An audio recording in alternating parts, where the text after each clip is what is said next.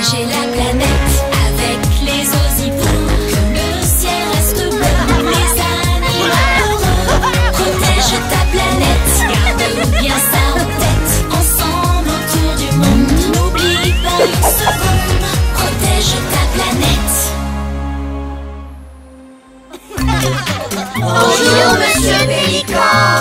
Bonjour les enfants. Eh bien, il est temps de découvrir le sujet de notre leçon d'aujourd'hui.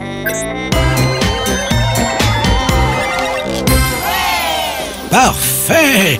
Nous allons parler de la végétation et des grands espaces sur notre belle planète. Savez-vous les enfants que le désert avance dans certains pays chauds? Il s'étire, il s'étale et grignote de plus en plus de terrain. Mais plus le désert prend de place, moins il en laisse aux personnes qui vivent à côté de lui.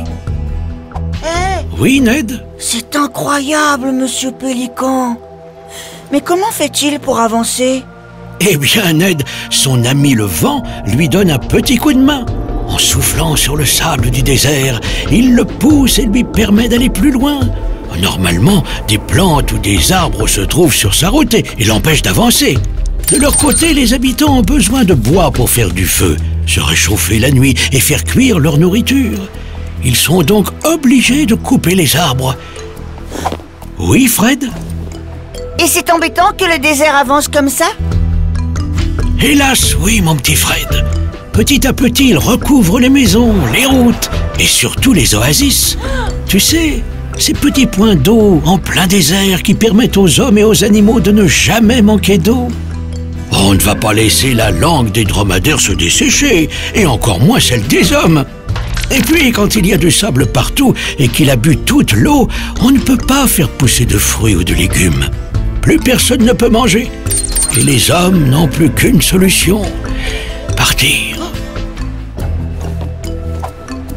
Oui, Boum Boum. Ni à manger, ni à boire. Oh là là! Mais alors, qu'est-ce qu'on peut faire pour empêcher le sable d'avancer? En fait, Boum Boum, dans d'autres pays, le sable est un peu comme l'eau. Et pour le retenir, on peut créer des digues. Comme ça, le sable reste coincé.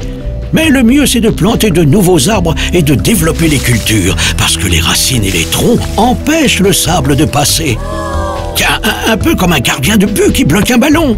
Et ça, c'est une vraie victoire pour tous les habitants.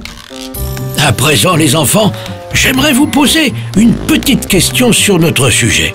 À votre avis, le désert avance parce que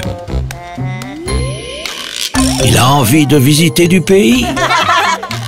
Il a soif et voudrait rejoindre l'océan pour boire? Ou bien parce que les arbres et les plantes ne sont plus là pour le retenir?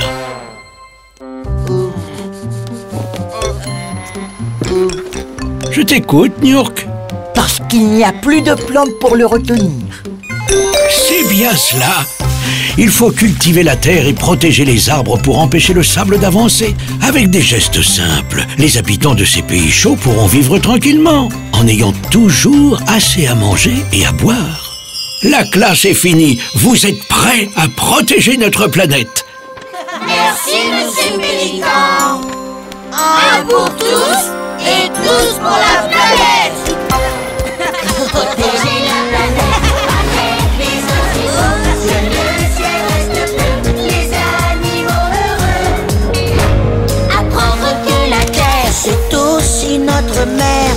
du pôle à l'équateur, des océans en hauteur, dans l'immense univers, à l'école de la vie. Enfants et parents, alors tous réunis! Pour protéger